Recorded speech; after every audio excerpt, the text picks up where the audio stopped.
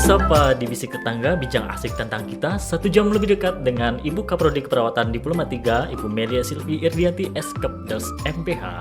Apa kabar Ibu? Baik Pak Haji, Alhamdulillah sehat untuk hari ini. Sehat ya Bu ya, luar biasa nih. Kita kedatangan tamu yang sangat luar biasa dan seorang yang sangat luar biasa juga, Ibu Kaprodi Keperawatan Diploma 3. Ibu, nanti di sini kita akan sedikit banyak ngobrol nih ya Bu ya, diskusi juga bisa mengenai apa saja sih yang ada di dalam prodi Diploma Keperawatan Diploma 3 gitu ya. Ibu, untuk yang pertama mungkin kita akan sedikit membahas tentang keunggulan nih Bu yang ada di Diploma 3 itu apa saja sih Bu? Ya, baik Pak Haji, saya nyapa mahasiswa dulu ya. Boleh sekali Bu. Baik, selamat siang teman-teman. Hari ini adalah podcast perdana kita ya. Jadi prodi keperawatan program Diploma 3 nanti akan ada rutin podcast. Harapannya nanti untuk program 1 jam lebih dekat ini nanti bisa mengakrabkan mahasiswa dengan dosen dan beberapa isu-isu penting ya, khususnya untuk kesehatan ya Pak Haji. Betul sekali. Nanti bisa kita bahas di sini gitu. Tadi ada pertanyaan penting ya dari Pak Aji. Ini pertanyaan pertama, apa sih yang keunggulan dari prodi keperawatan program Diploma 3 begitu ya Pak Aji ya? Betul, Ibu. Ini informasi untuk mahasiswa ya, khususnya yang sedang berkuliah di UKH ya, khususnya untuk prodi keperawatan program Diploma 3 ataupun mahasiswa-mahasiswi yang akan bergabung di prodi kami. Jadi untuk prodi D3 keperawatan itu memang mengusung visi dan misi ya teman-teman, bahwa akan mewujudkan prodi Diploma 3 keperawatan yang kompeten, unggul, inovatif, dan berjiwa entrepreneur ini Pak Aji. Jadi mahasiswa ini nantinya harapannya tidak hanya menjadi perawat yang kompeten, unggul, dan inovatif, tetapi juga memiliki jiwa entrepreneur dalam meningkatkan kualitas pelayanan keperawatan ya, utamanya di bidang kegawat daruratan ya, khususnya di tingkat nasional, tetapi juga kita upayanya nanti akan bisa menembus di tingkat ASEAN pada tahun 2045 begitu Pak Haji. Jadi selain juga tadi unggul dan inovatif, juga kita harus punya jiwa entrepreneur ya Bu ya. Betul Pak Haji. Ya, apalagi di dunia kesehatan, selain tadi ada unggul, inovatif, entrepreneur juga sangat dibutuhkan ya Bu. Betul, karena untuk entrepreneur sendiri kan mahasiswa nanti akan bisa menjadi memiliki sumber daya lain seperti itu, dan akan istilahnya memiliki critical thinking gitu ya, sehingga di bidang kesehatan ini pun juga pastinya akan ada bibit-bibit unggul ya, khususnya untuk di entrepreneur di bidang kesehatan itu sendiri.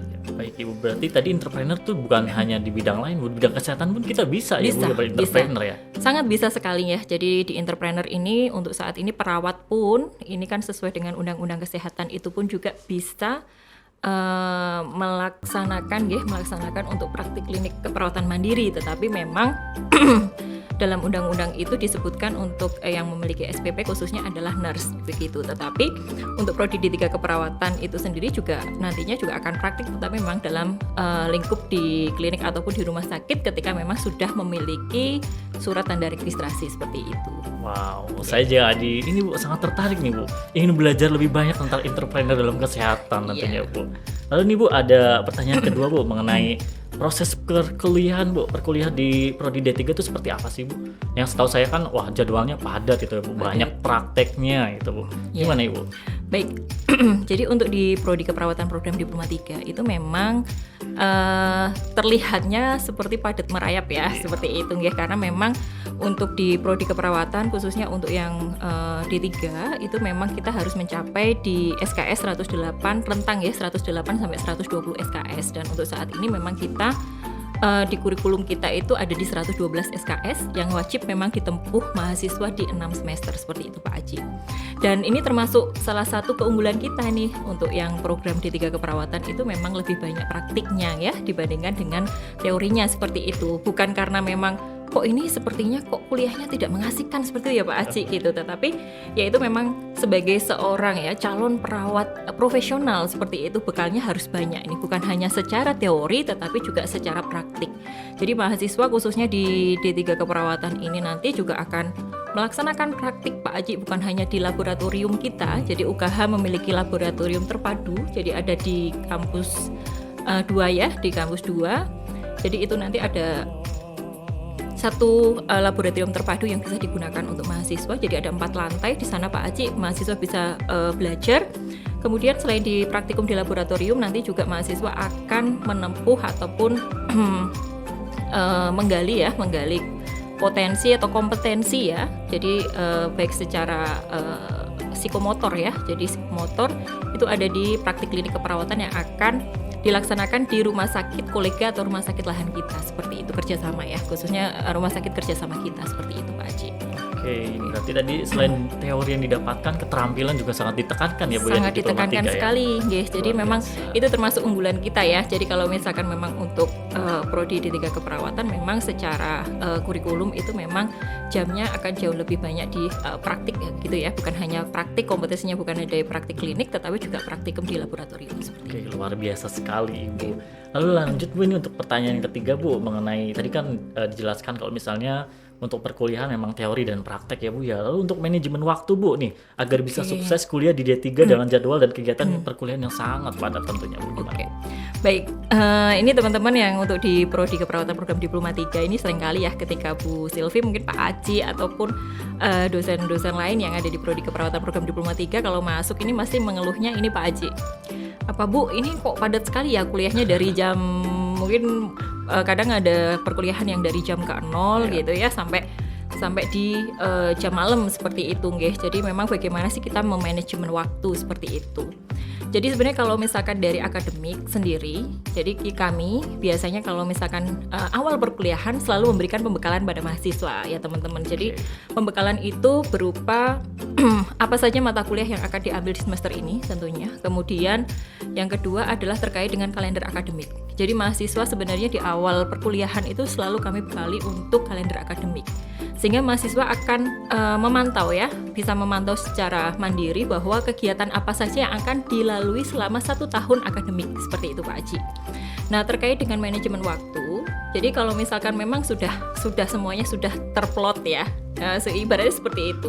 Kita sudah memplotting seluruh kegiatan itu dalam 1 tahun akademik itu di kalender akademik. Sehingga kalau misalkan untuk manajemen waktu, sebenarnya mahasiswa ini memang pada dasarnya saya selalu memberikan saran kepada mahasiswa. Ini mahasiswa sudah tahu terkait dengan kegiatannya, sehingga ketika memang ada kegiatan-kegiatan yang sifatnya tidak urgensi untuk dilaksanakan seperti itu, mohon bisa diprioritaskan untuk kegiatan perkuliahan seperti itu. Nah, terkait dengan bagaimana Bu belajarnya gitu ya. Jadi kalau misalkan kadang kalau saya masuk untuk perkuliahan itu kadang-kadang saya sempat menyinggung untuk kadang-kadang untuk belajarnya sistemnya sistem SKS ya. Ya, betul sekali Bu. Sistem SKS itu bukan sistem kebut semalam ya Bu ya. Iya betul, jadi sistem kebut semalam begitu ya Pak Aji, itu yang biasanya membuat berat ya. Jadi ketika materi mau UTS ataupun mau UAS itu dirangkum jadi satu begitu ya, baru dipelajari di 1 malam itu seperti itu. Padahal itu yang memberatkan justru karena memang dengan kegiatan yang begitu padat kemudian ditambah dengan metode pembelajaran yang salah, itu tentu saja akan membebani mahasiswa. Tetapi kalau misalkan memang sudah tahu kapan akan UTS, kapan mau UAS, nah itu persiapannya kan memang di 2 minggu atau 3 minggu sebelumnya. Dan di akademik sendiri juga memfasilitasi ya teman-teman. Jadi teman-teman jangan risau bahwa di akademik itu selalu ada dosen pembimbing akademik yang akan melakukan minimal 4 kali bimbingan ya. Jadi di awal perkuliahan, kemudian sebelum UTS, sebelum UAS, kemudian bahkan nanti di akhir semester untuk mengevaluasi hasil pembelajaran teman-teman begitu. Sehingga ketika ada permasalahan silahkan nanti bisa ke pembimbing akademik. Begitu juga ketika memang ternyata Bu saya kok ini ya Bu belum menjumpai pembimbing akademiknya, silahkan nanti ke Pak Aji. Karena Pak Aji ini kemarin merupakan salah satu dosen yang ada di Departemen Jiwa dan kemarin sudah berkenan untuk memberikan salah satu program konseling ya Pak Aji ya. Pojok konseling ya. Pojok konseling. Nah, itu salah satu program andalan di Prodi Keperawatan Program Diploma 3 ini teman-teman. Jadi kalau misalkan merasa risau, merasa ada masalah, silakan nanti bisa kontak ke Pak Aji. Datang ke saya gitu. Ke Pak Aji ataupun dengan pembimbing akademik masing-masing begitu ya Pak Aji nih. Jadi kembali lagi ke manajemen waktu. Jadi ketika memang semuanya sebenarnya kalau secara jadwal itu mahasiswa sudah terbantu Pak, sudah ada jadwalnya dan lain sebagainya, sehingga kadang-kadang yang kita tingkatkan itu bukan hanya manajemen waktu ya, tetapi juga terkait dengan motivasi diri gitu ya. Jadi memang ketika memang ini harus kuliah di 06.30 ya memang kita harus ngalai untuk persiapan lebih dini ya seperti itu. Dan yang beberapa yang kita jumpai justru ketika menanyakan mahasiswa, ada beberapa mahasiswa terlambat gitu ya. Kenapa terlambat gitu? Karena memang jalanan macet Bu gitu. Jadi kalau 06.30 berangkat dari rumah 06.15 ya tentu saja tidak sampai begitu ya Pak. Nah itu pasti macet ya Bu ya. Pasti macet gitu ya, dengan lalu lintas mungkin hari kerja seperti itu. Nah, itu yang harus diperhatikan gitu ya, terkait dengan waktu begitu. Oke, Bu. Berarti harus benar-benar bisa Bu ya manajemen waktu ya Bu ya. Tadi juga disinggung mengenai tentang motivasi nih Bu. Biasanya kan mahasiswa juga mengalami penurunan motivasi gitu. Betul. Dengan jadwal perkuliahan yang cukup padat gitu. Apalagi mahasiswa sekarang tuh mikirnya tuh healing hilang gitu ya Bu ya. Kebanyakan healing nanti hilang gitu Bu. Pengennya healing terus lalu lupa dengan kewajiban untuk belajar gitu kan ya Bu.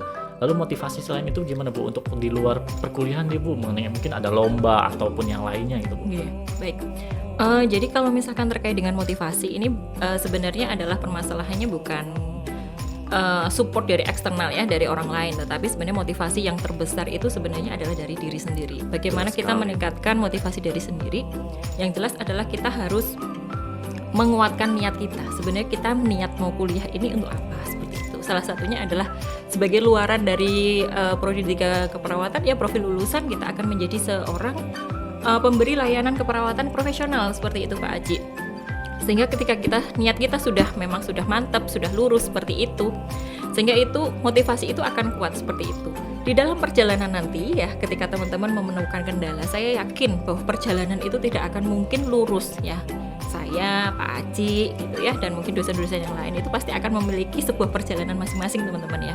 Tetapi dalam perjalanan itu ya, ketika kita memang menemukan sebuah kendala, kita menemukan sebuah hambatan gitu ya, kita selalu ingat bahwa niat awal kita itu untuk apa.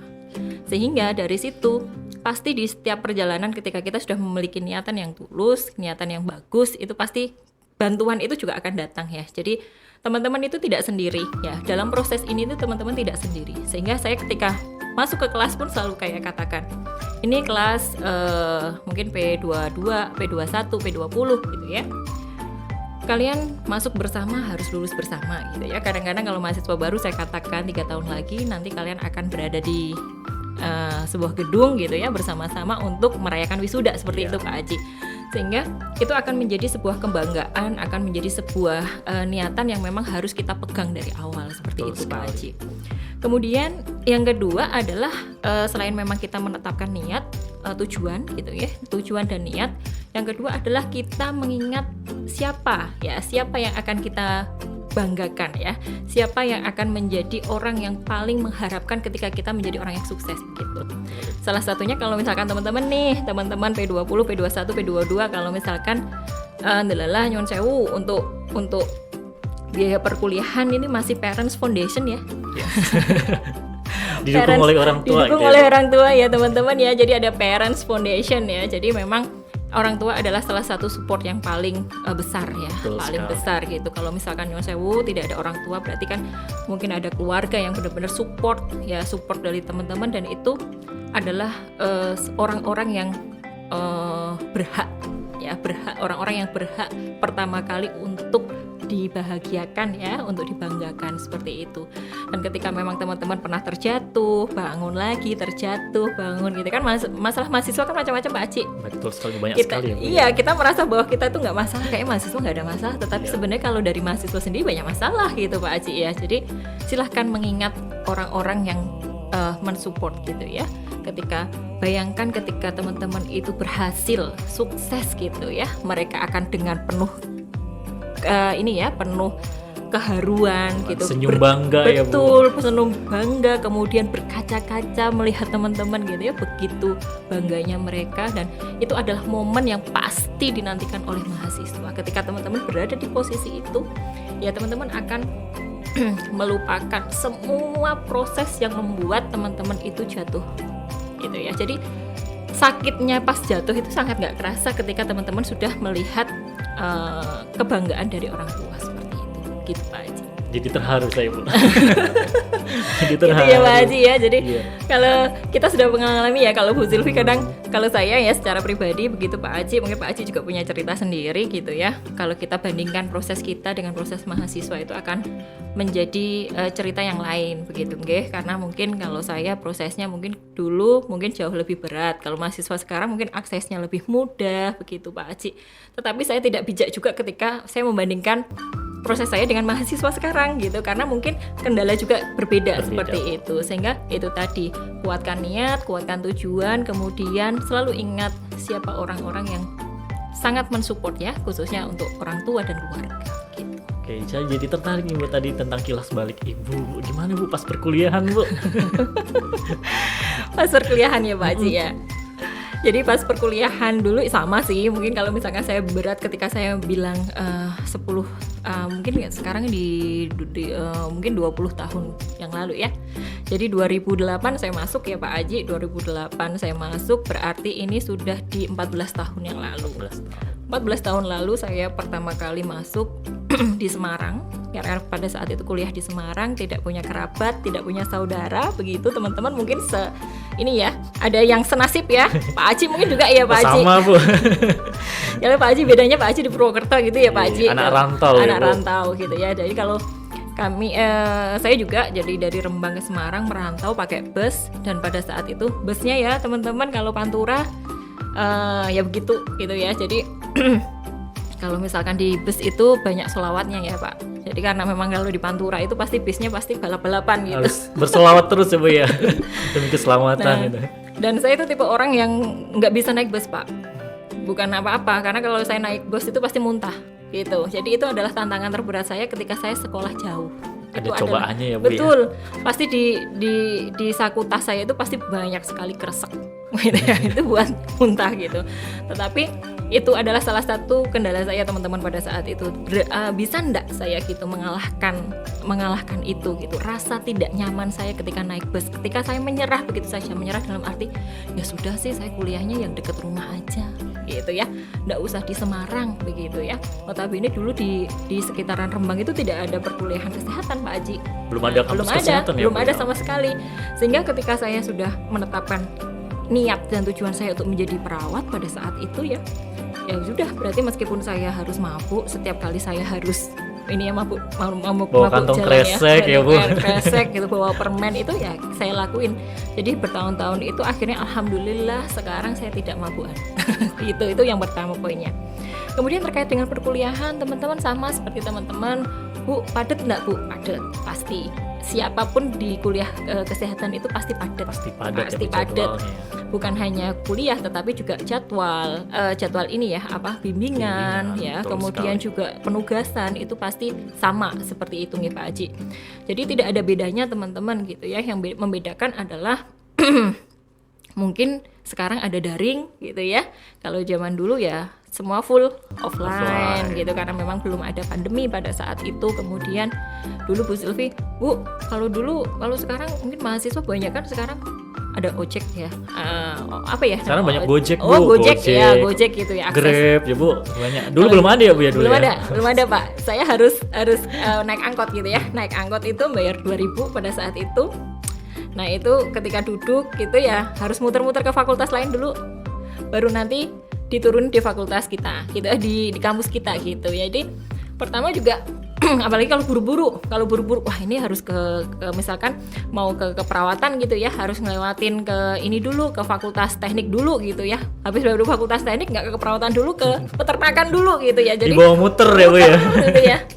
Jadi itu kita enjoy gitu, karena memang kita memaksimalkan sumber daya. Jadi ketika memang adanya itu ya kita syukuri gitu ya. Ya itu penting juga teman-teman. Jadi tidak istilahnya kita melihat teman-teman kok kadang-kadang ada teman-temannya punya gitu ya. Nyuwun sewu ada teman-teman punya motor, punya ini, tetapi saya kok hanya naik angkot misalkan. Ya nggak apa-apa, karena Bu Sylvie mungkin Pak Haji juga merasakan hal itu pernah merasakan Bu. gitu ya. Jadi Perjuangan ya Bu itu. perjuangan, salah Betul satu sekali. perjuangan kita. Nah seperti itu, sehingga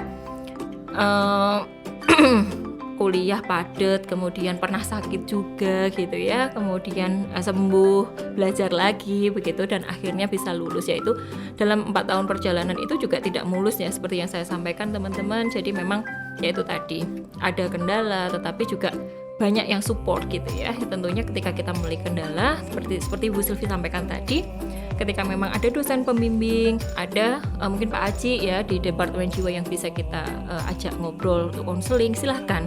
Jadi silahkan mengakses orang-orang yang tepat ya teman-teman ya, orang-orang yang tepat. Ketika memang ada dosennya, ada keluarga gitu, ada teman-teman yang positif yang support, silahkan ya diakses gitu. Tetapi mohon tidak mengakses ataupun istilahnya mekanisme coping ya, lebih ke situ ya. Jadi kalau misalkan memang mempunyai masalah, jangan tiba-tiba tadi ya yang katakan Pak Adi, healing kemudian hilang Ya, gitu. Bu. Nah itu baiknya nanti bisa ajak ngobrol bersama, kemudian kita kasih solusi seperti itu sih Pak Aji. Pasti ya Bu, setiap masalah pasti ada solusinya ya Bu ya. Betul. Baik Ibu, luar biasa sekali Bu perjuangannya Bu ya. Sampai sekarang nih kita bisa duduk bersama di acara podcast Di acara ini podcast sebagai ya. Ibu Kaprodi Keperawatan Diploma 3 dengan perjuangannya sangat luar biasa ya Bu. Baik Bu, lanjut nih Bu, pertanyaan berikutnya Bu. Ada nih kan nanti setelah lulus nih Bu kan akan menghadapi UKOM untuk mahasiswa Diploma 3 Bu. Ada nggak Bu tips dalam menghadapi itu seperti apa sih Bu? Baik, oke teman-teman dari Prodi Keperawatan Program Diploma 3 perlu kami sampaikan lagi bahwa uji kompetensi itu merupakan syarat kelulusan ya teman-teman, yang memang terkait dengan uji kompetensi itu memang dilaksanakan dalam 1 hari ya, khususnya 3 jam ya dengan 180 soal. Bagaimana kiat-kiatnya gitu kan, harapannya kan pasti pikirnya Bu saya kuliah 3 tahun kemudian ditentukan dalam 1 hari begitu ya.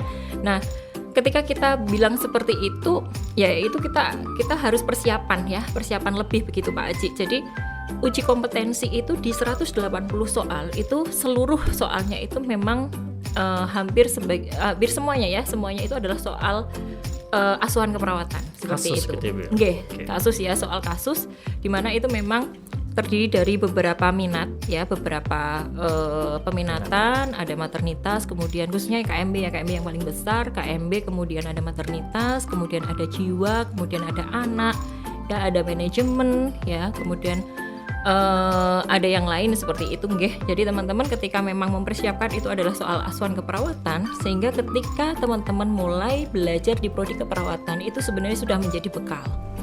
Ya, saya selalu bilang sama teman-teman khususnya yang ada di kelas. Jadi ketika memang teman-teman belajar itu jangan merasa bahwa ini adalah sesuatu hal yang tidak penting. Seluruhnya yang kita ajarkan khususnya di D3 itu adalah penting. Sehingga ketika memang baik itu di kelas, baik itu di laboratorium, baik itu di klinik, itu semua adalah bekal dari UKOM. Karena apa? Karena itu berupa kasus ya. Yang ditanyakan itu adalah beberapa soal itu terkait dengan prioritas masalah keperawatan yang harus ditentukan, diagnosis, kemudian evaluasi, tindakan, SOP seperti itu yang mungkin muncul. Nah itu semua itu tidak bisa kita hanya belajar dalam waktu hanya 1 minggu. Betul Yaitu sekali. termasuknya adalah pembelajarannya adalah long life ketika teman-teman sudah di prodi D3 selama 6 semester itu gitu. Jadi ketika teman-teman, karena kan peminatan itu kan tidak hanya di 1 semester Pak Haji. Jadi misalkan kayak di keperawatan dasar ya, misalkan di keperawatan dasar itu teman-teman sudah ngambil keperawatan dasar di semester 2. Semester 3 teman-teman sudah dapat KMB 1. Tetapi kalau GADA nanti di semester 4 akan seperti itu. Jadi di setiap semester itu harus dipahami dengan betul. Ketika memang ini semester ini saya mempelajari ini ya, berarti itu benar-benar tahu dan harus dipelajari. Jadi ketika teman-teman akan menghadapi UKOM itu menjadi sebuah pemahaman dari teman-teman dari peminatan itu tadi ya, khususnya untuk persiapan UKOM ya khususnya. Itu nanti akan menjadi mudah gitu. Tetapi kalau misalkan baru 1 minggu baru buka-buka soal gitu ya. SKS itu, lagi ya, Bu ya? Nah, SKS lagi itu SKS akan lagi. menjadi beban tersendiri teman-teman. Karena memang kalau misalkan menjelang uji kompetensi juga ini kita juga akan selalu memberikan sebuah pembekalan ya Pak Haji. Jadi merefresh terkait dengan pengetahuan, kompetensi-kompetensi yang nantinya diprediksi akan muncul di uji kompetensi gitu. Dan itu teman-teman juga wajib mengikuti ya. Nah, kadang-kadang teman-teman ini ada yang absen gitu ya karena ada kepentingan. Nah, silahkan itu nanti sangat diprioritaskan teman-teman itu sebagai sebuah bekal untuk menghadapi uji kompetensi. Ya, Seperti healingnya nanti dulu ya Bu ya. Ya. Setelah UKOM Ya, healingnya gitu. Jangan setelah healing UKOM gitu terus ya. itu Bu. Soalnya kan biasanya kalau udah semester akhir Akhir, Ibu. gitu ya, saya kalau masuk ini sudah tidak waktunya untuk healing gitu ya. Jadi sabar untuk 1 tahun ke depan ya. Kalau semester 5, 6 itu kan karena sudah memasuki KTI, sabar dulu healingnya. Nanti kalau misalkan sudah selesai semuanya baru healing. Ya, Bu. Jangan hilang juga. Begitu. Baik Bu, jadi fokus di prosesnya ya Bu, Betul. dinikmati prosesnya, Betul. dipahami secara baik-baik gitu kan Bu. Itu juga nanti kan sebagai bekal ya Bu ya, ketika Iya. nanti menghadapi UKOM gitu kan sesuai dengan kasusnya gitu. Betul. Sangat luar biasa sekali Bu. Ini lanjut lagi untuk pertanyaan berikutnya Bu, ini dari Instagram Bu. Kita juga membuka untuk Oke. pertanyaan dari Banyak Instagram. ya? Lumayan nih Bu. Ini ada dari Tata Q Bu. Oke, Tata Q ini bertanya Bu, peluang kerja lulusan di dalam negeri dan luar negeri, apakah lulusan D3 di masa sekarang masih bisa mendapat pekerjaan? Oke. Baik, teman-teman, untuk Prodi Keperawatan Program Diploma 3 Universitas Kusuma Husada ya, khususnya untuk UKH sendiri memang menjalin kerjasama Pak Aji.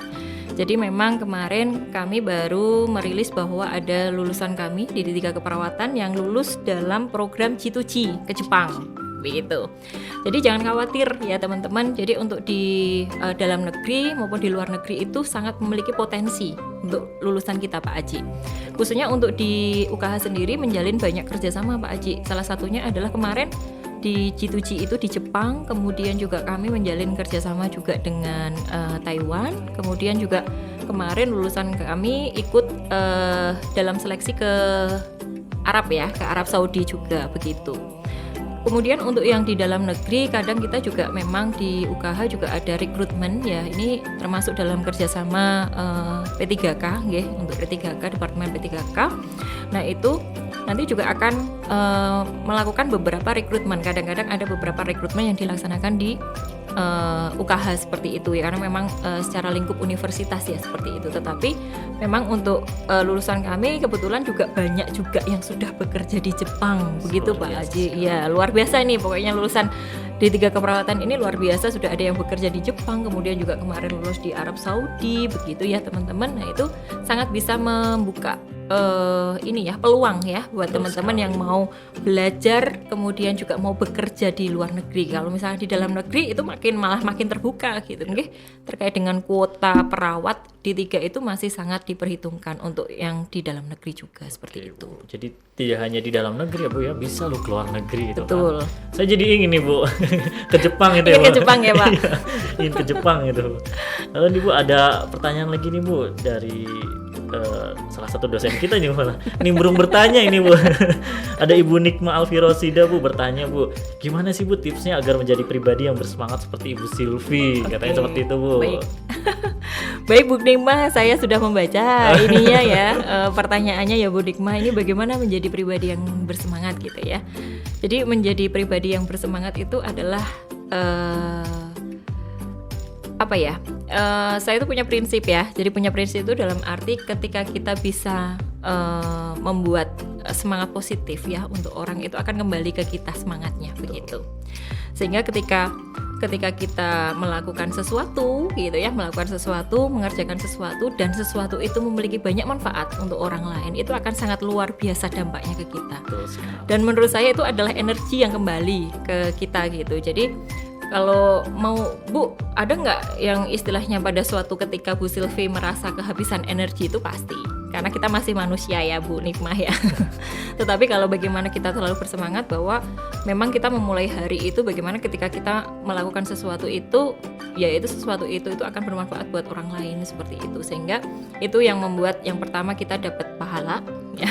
Yang kedua itu semangat positifnya itu akan kembali ke kita gitu. Sehingga kita pasti akan semakin bersemangat lagi untuk melakukan sesuatu hal-hal yang baru seperti itu khususnya. Apalagi untuk mahasiswa-mahasiswi kita gitu ya, mahasiswa-mahasiswi dari baik itu P20, P21, P22 gitu ya, dan alumni-alumni dari Prodi D3 Keperawatan yang tentu saja akan menjadi lebih dekat gitu ya. Kalau misalkan kita memberikan sebuah semangat positif ke teman-teman, itu nanti kembalinya juga akan ke kita sendiri seperti itu. Begitu Pak Haji. Oke, jadi kita berpositif thinking ya Bu, berpositif terhadap apapun thinking. nanti juga feedbacknya akan positif. Betul. Ke kita ya Bu ya. Nah itu yang bikin semangat biasanya. Saya jadi ikut berpositif ini Bu. Ikut semangat ini Bu. Positive vibes-nya ya. Jadi positive vibes-nya. Jadi biasanya kalau misalkan kita dekat sama orang yang memiliki positive vibes itu akan terbawa. Betul sekali. Akan terbawa begitu. Habit jadi ya Bu nanti. Iya. Positive thinking terus. Oke, lanjut pertanyaan berikutnya nih Bu nih, ada dari P19 Bu. Sepertinya kemarin baru selesai Ukom gitu ya Bu. Sudah langsung bertanya nih. P19 excellent, luar biasa sekali Bu. Ada pertanyaan, tanya kapan Serkom terbit katanya Bu. Sudah tidak sabar langsung bekerja seperti Bu. Padahal baru kemarin Ukom gitu ya Bu. Iya. Baik teman-teman P19 ini yang sedang bersemangat ya untuk menantikan Serkom. Jadi nanti sebentar lagi Mbak Sevia juga akan menginformasikan, mungkin malah sudah menginformasikan nih Mbak Aji, bahwa sebenarnya Serkom sudah selesai ya, segera kami distribusikan.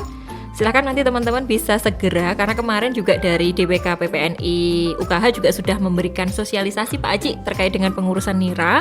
dan STR, sehingga nanti teman-teman P19 setelah mendapatkan informasi dari Mbak Sevia silahkan bisa diambil serkomnya di Prodi, kemudian bisa segera mengurus STR seperti itu Pak Haji. Oke, sabar sebentar, nunggu serkom di tangan, langsung gas gitu ya Bu, bekerja Iya, ya Bu. ini karena memang lowongan masih banyak ya, baru banyak-banyaknya nih Pak Haji. Jadi memang Betul sekali. pas momennya ketika serkom sudah jadi, mahasiswa ini mungkin banyak informasi ya terkait dengan penerimaan pegawai ya gitu ya, baik itu dari pemerintah pusat maupun pemerintah daerah nih Pak Haji. Betul sekali, pas sekali momennya Pas Bu ya. sekali nih. Sedang banyak-banyak ini loker untuk tenaga kesehatan, Iya. terutama perawat ya Bu ya. Iya, betul. Oke Bu, ini juga ada salam-salam Bu nih. Ada yang kirim-kirim salam katanya. Untuk salam buat Bu Silvi nih dari Fiona DHR Bu, dosen pembimbingku yang cantik dan baik gitu. Katanya sehat selalu Bu. Oke, baik. Terima kasih Fiona. Sehat-sehat juga Fiona. Semoga diberikan kemudahan dan kelancaran dalam setiap urusan. Gitu ya Pak Haji. Lalu ada lagi nih Bu dari Devi Indah F. Katanya, apa kabar Bu Silvi? Baru menjadi alumni 1 tahun, Ibu sudah menjadi kaprodi. Katanya bangga sekali. Luar biasa ini berarti P18 ya. Iya. Jadi P18. Dosen kesayangan sepertinya Bu Silvi ini. ini terus kayaknya kalau untuk dosen-dosen D3 ini kesayangan semua ini sepertinya iya. Pak. Semua disayang. akan mengingat momennya masing-masing ya Pak. Betul, Biasanya betul kalau sekali. dosen itu akan ada momennya masing-masing begitu. Baik, ini Mbak Devi ya. Mbak Devi. Oke, Mbak Devi, alhamdulillah kabar baik, sehat. Begitu juga dengan Mbak Devi, semoga sehat selalu, kemudian dimudahkan dalam pekerjaan. Kemudian kami menunggu ya kedatangan kembali dari alumni-alumni ya untuk bisa berpartisipasi. Khususnya kalau misalkan untuk alumni masih boleh berpartisipasi ya. Nanti barangkali nanti setelah ini kita ada event yang bisa menggait alumni-alumni untuk bisa berpartisipasi untuk menciptakan sebuah apa ya Pak Haji ya, event ya. Jadi bersama dengan adik-adik kolaborasi juga, betul dan sekali. itu nanti jadi sebagai sumbangsih dari alumni untuk UKH ya, khususnya untuk prodi keperawatan program Diploma 3 begitu Pak Haji. Sangat ditunggu sekali ya Bu ya Betul. untuk kedatangannya ini dari Betul. para alumni. Lalu ada dari Anugrah Ana 29 Bu. Salam buat teman-teman kelas P20C, semangat KTI dan semangat untuk praktik kliniknya ya, katanya seperti itu Bu. Baik, ini untuk Anugrah ya. Anugrah. Ini sepertinya untuk yang P20 sedang KTI dan PKK. Baik, untuk yang teman-teman P20 selamat untuk PKK dan KTI ya, tetap semangat, Harus semangat ya Bu ya. harus semangat ya. Dinikmati prosesnya, itu kamu fokus, itu akan menjadi bekal nantinya Bu Iya, ya. baik. Baik Bu, sepertinya untuk acara podcast perdana kita sudah selesai nih ya Bu. Terima kasih kepada Bu Silvi yang sudah mau hadir di acara perdana kami di program Diploma 3 Keperawatan. Jangan lupa nih juga teman-teman nih yang ada di rumah dimanapun deh, pokoknya jangan lupa subscribe nih Bu. Kita Iya. juga punya channel YouTube Bu Betul, di D3 betul, ya Bu ya. betul. Baik, untuk channel YouTube kita ada di D3 Keperawatan Stikes Kusuma Husada, jangan lupa di subscribe. Dan juga ada ininya Bu, apa, Instagram. Betul. Jangan Bisa lupa di di-follow. follow atau Instagram Bu Silvi langsung Boleh, ya Bu. boleh. Jangan lupa di follow juga. Terima kasih atas kedatangannya Ibu. Sama-sama Pak Haji. Baik, sehat selalu Bu Silvi. Amin. Semoga Semoga dalam sehat keberkahan selalu untuk Allah. kita semua ya. Amin, Tetap amin. prokes karena ini masih ternyata pandemi masih berlangsung. Oke, masih naik ya Bu ya. Iya. Oke, jadi Jadi harus tetap menjaga Ibu. prokes dari teman-teman karena memang laporannya dari praktik klinik kemarin itu ada beberapa teman-teman yang sedang isoman begitu. Jadi kita tetap harus protokol kesehatan harus kita jaga ya teman-teman ya, tetap sehat dimanapun berada dan jangan lupa untuk menaikkan imunitas. Betul sekali Bu, tetap wajib ya Bu untuk protokol kesehatan gitu. Jangan sampai Iya. lengah gitu ya Bu. Iya. Sudah lepas masker, sudah lupakan protokol. Jangan seperti itu. Jadi tetap wajib untuk melakukan protokol kesehatan dan meningkatkan imunitas ya Bu. Betul. Baik, terima kasih Bu Silvi atas waktunya. Mungkin lain Sama-sama, kali Pak kita bisa Haji. ngobrol lagi nih Bu Silvi. Betul Pak Haji. Banyak sekali sepertinya yang ingin didiskusikan seperti Bu Silvi. Iya ya. Nanti Oke. pertanyaannya makin banyak ya Iya. Pak. Nanti makin lebar gitu ya Bu Iya. ngobrolnya. Oke, terima kasih Bu Silvi atas waktunya. Salam sehat selalu Bu Silvi. Sampai jumpa di pertemuan berikutnya Bu Silvi. Baik.